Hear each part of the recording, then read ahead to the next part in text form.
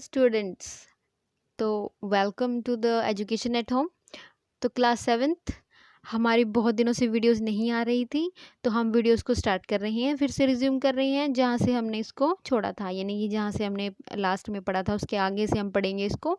तो तब तक आप चैनल को सब्सक्राइब कर दे, वीडियो को लाइक और शेयर कर दे सबके साथ, और बेल आइकन ज़रूर दबा दो जिससे आपको सभी वीडियोज़ की नोटिफिकेशन मिलेगी और जिससे आप जो है सारी वीडियोज़ को टाइम पर देख पाएंगे और आपके लेसन अच्छे से कंप्लीट हो जाएंगे। तो चलिए अब हम इसको स्टार्ट करते हैं। तो स्टूडेंट्स, हम इसके चैप्टर नंबर 8 पर हैं, जो कि है एसिड्स, बेसेस एंड सॉल्ट्स। पीछे वाले चैप्टर्स की वीडियोस भी आपको इसी चैनल पर मिल जाएंगी। आप जो है प्लेलिस्ट वाली सेक्शन में जाकर कोई भी वीडियो देख सकते हैं। उसके अलावा आपको जो है इसके क्वेश्चन आंसर और कुछ सॉल्यूशंस जो हैं वो आपको टेलीग्राम चैनल पर मिलेंगे, जिसका लिंक आपको डिस्क्रिप्शन के अंदर मिल जाएगा। उसके लिए आपको अपना नाम और अपना स्कूल मेंशन करना होगा, जिससे आपको आसानी रहेगी, मुझे भी पता चलता रहेगा कि मेरे कौन कौन से बच्चे पढ़ रहे हैं कहाँ कहाँ से। तो आप इस वीडियो को शेयर कर दें सभी फ्रेंड्स के साथ और अपने जो है क्लास में बताएं कि उन्होंने ये वाली वीडियो से स्टडी किया है। इसके बाद आप जो चैनल है उसको सब्सक्राइब कर दें और बेल आइकन दबा दें। बस यही मेरी आपसे रिक्वेस्ट है कि आप मेरा चैनल सब्सक्राइब कर लो, जिससे आपको सारी वीडियो की नोटिफिकेशन मिल जाएगी। मेरा भी जो पढ़ाने का पर्पज़ है वो पूरा हो जाएगा, आप लोग पढ़ पाएंगे ऑनलाइन, बहुत ही इजी रहेगा आपके लिए। तो एसिड, बेसिस और सॉल्ट्स का जो चैप्टर है ये हमें 10th क्लास तक भी देखने को मिलता है, यानी कि 10th क्लास तक में इसका बहुत बड़ा सेक्शन आता है। तो सबसे पहले हमें एसिड समझना है और बेसिस समझना है और सॉल्ट समझना है। तीनों चीज़ें हम इसको अलग अलग सेक्शंस में करेंगे। जैसे एसिड, बेसिस और सॉल्ट का चैप्टर काफ़ी बड़ा है, तो हम इसको दो या 3 पार्ट के अंदर कंप्लीट कर देंगे पूरे चैप्टर को। तो जल्दी से आप मेंशन कर दो कि आप कौन सी क्लास तो मुझे पता ही है आप 7th में हो। इसके अलावा आप अपना स्कूल और अपना नाम मेंशन ज़रूर करें। आपको जो समझ नहीं आता है मैं वो आपको दोबारा एक्सप्लेन कर दूंगी, जिससे आप उसको दोबारा से स्टडी कर पाएंगे। तो उसके लिए मैं एक अलग से जो है वीडियो बना दूंगी, जिसमें आप मुझे एक लिस्ट बना के बता दें कि आपको ये जो टॉपिक्स हैं वो समझ नहीं आए, मैं आपको दोबारा से समझा दूंगी, कोई इशू नहीं है। तो इसके बाद हम इसको पढ़ना शुरू करते हैं। सबसे पहले हम पढ़ेंगे एसिड्स। तो सबसे फर्स्ट है कि एसिड्स जो हैं वो क्या चीज़ है, एसिड है क्या। तो आपको पता है, आपने जो विनेगर का यूज़ करते हैं ना हम, विनेगर क्या होता है, सिरका भी एक एसिड है। इस तरीके से हम अपने जीवन में बहुत सारे एसिड्स का इस्तेमाल करते हैं। जैसे दही होती है, वो भी एसिडिक मीडियम में आती है। लेमन हो गया, ऑरेंज हो गया, ये सारे हमारे एसिड हैं। आपको ध्यान भी नहीं होगा कि आप एसिड पी रही हैं, लेकिन उसकी स्ट्रेंथ इतनी कम है कि वो आपको कोई नुकसान नहीं पहुंचाएगा। तो सबसे पहले हमने एसिड्स को जो है वो उसके 2 तरीके से उसको हमने क्लासिफाई किया है। पहले तो वो उनके सोर्सेज के आधार पर, यानी कि वो आए कहाँ से हैं। दूसरा है स्ट्रेंथ के आधार पर, कि उनके अंदर शक्ति कितनी है, यानी कि वो कितना ज़्यादा शक्तिवान जो एसिड है, उसके बेसिस पे हमने उसको डिफाइन किया है। सबसे पहले आएगा हमारा एसिड जो है वो उनका सोर्स क्या है। सबसे पहला है मिनरल एसिड, दूसरा है ऑर्गेनिक एसिड। सबसे पहले मिनरल एसिड होते हैं वो जो हमें अपने हमारी जो पृथ्वी है ना अपनी गोल गोल, इसमें जो क्रस्ट है उसके अंदर जो हमें मिनरल मिलते हैं उनसे उसको प्रिपेयर किया जाता है, यानी कि उनसे बनाया जाता है। तो हमें जो पत्थर मिलते हैं, कुछ जो पत्थर हैं उनसे हम सल्फ्यूरिक एसिड बनाते हैं। ये हमें नेचर से भी ये भी हमें नेचर से मिलते हैं, लेकिन हम इनको जो है सेकेंडरी फॉर्म में बनाते हैं। ये हमें बने बनाए नहीं मिलते। जैसे हाइड्रोक्लोरिक एसिड हो गया, नाइट्रिक एसिड हो गया, ये सारे मिनरल एसिड हैं। ये हमें कॉमनली यूज़ होते हैं केमिकल लेबोरेटरीज के अंदर, घरों में भी इनका इस्तेमाल कर लिया जाता है किसी किसी चीज़ में। इसके बाद है ऑर्गेनिक एसिड्स। नेक्स्ट है ऑर्गेनिक एसिड। ऑर्गेनिक एसिड वो एसिड्स होते हैं जो हमें नेचुरली प्लांट्स और एनिमल से मिलते हैं। सबसे पहला है उसके अंदर फॉर्मिक एसिड। और ऑर्गेनिक का मतलब ही होता है जिसके अंदर हो कार्बन। इनऑर्गेनिक होता है जिसके अंदर कार्बन नहीं होता। ऑर्गेनिक का मतलब होता है कार्बन, सीधा समझ लो, organic is equal to carbon. तो इसमें हमें कार्बन जरूर मिलेगा और एक हाइड्रोजन जो बॉन्ड है, यानी जो कार्बन और हाइड्रोजन के बीच में बॉन्ड होगा। लेकिन इसके अंदर भी तो एक हाइड्रोजन एटम है, लेकिन उसका बॉन्ड किसी और चीज़ के साथ है, यानी कि हाइड्रोजन का क्लोरीन के साथ है। देखो Cl है ना, जैसे इसमें है HNO3, यानी कि इसका नाइट्रोजन और ऑक्सीजन के साथ बॉन्ड है हाइड्रोजन का, लेकिन इसके अंदर कार्बन और हाइड्रोजन के बॉन्ड्स होते हैं, जिसकी वजह से वो थोड़ा अलग होता है। ये इसकी क्लासिफाई करने का एक मेथड होता है।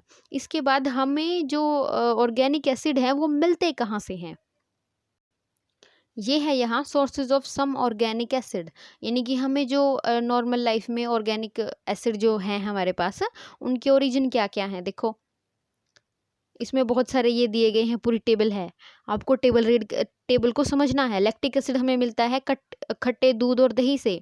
एसिटिक एसिड होता है विनेगर में। सिट्रिक एसिड खट्टे फलों में होता है, जो है लेमन और ऑरेंज। टार्टरिक एसिड ग्रेप्स यानी कि जो अंगूर होते हैं।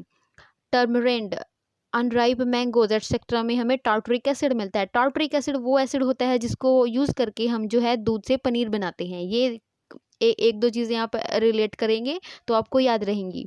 ऑक्सैलिक एसिड स्पिनच में मिलता है।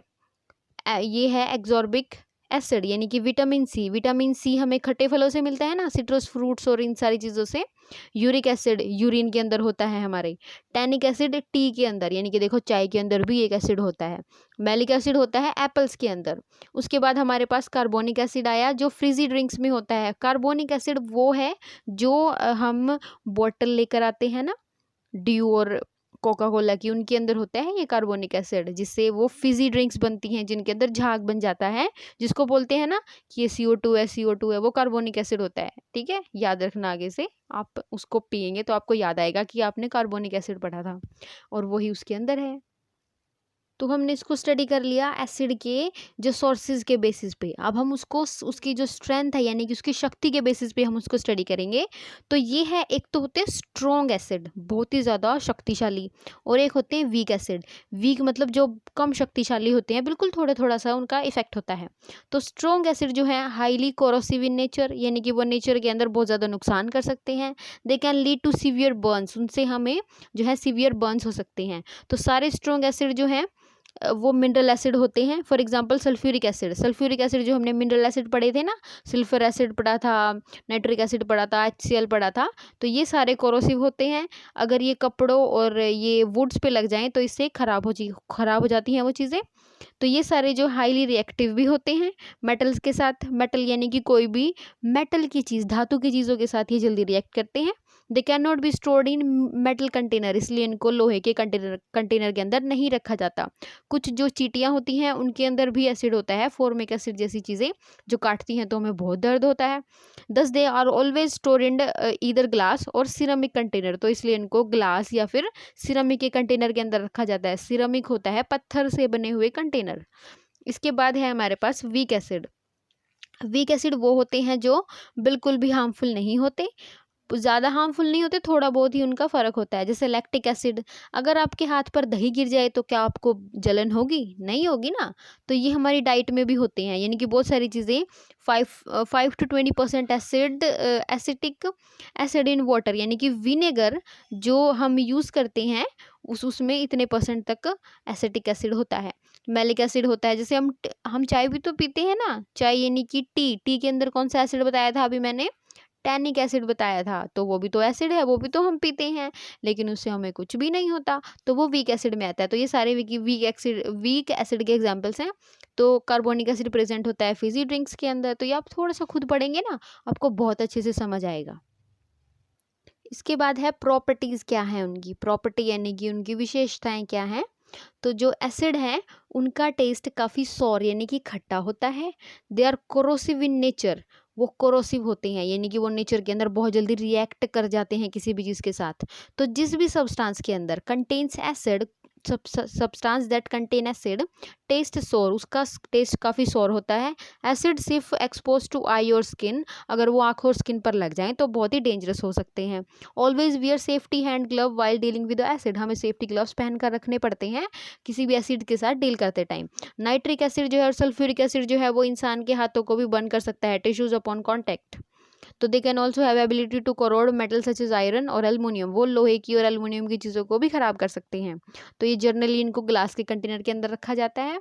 इसका दूसरा प्रॉपर्टी होता है टेस्ट विद लिटमस, यानी कि लिटमस के साथ हमें इसका एक जो है टेस्ट करना होता है, यानी कि अगर हम ब्लू कलर के लिटमस को एसिड सॉल्यूशन के अंदर डालेंगे तो वो उसको रेड कर देगा, या फिर हम किसी सॉल्यूशन के अंदर किसी ब्लू लिटमस को डाल के देखेंगे और वो रेड हो जाए, इसका मतलब वो एसिड है।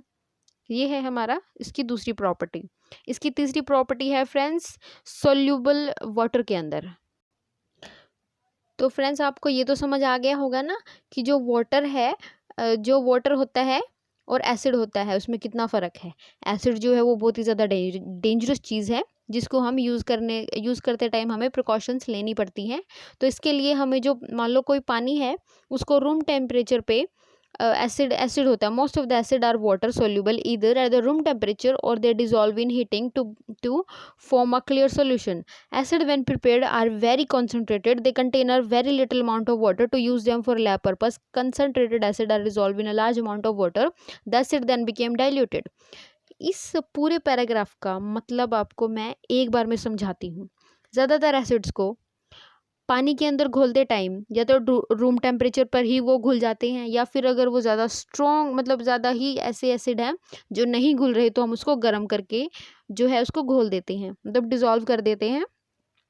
एसिड्स को जब बनाया जाता है वो बहुत ही ज़्यादा कॉन्सेंट्रेटेड होते हैं, यानी कि उनके अंदर पानी बिल्कुल नहीं होता, और उनको जब हम लैब में यूज़ करते हैं ना, तो हम उसके अंदर पानी नहीं मिलाते।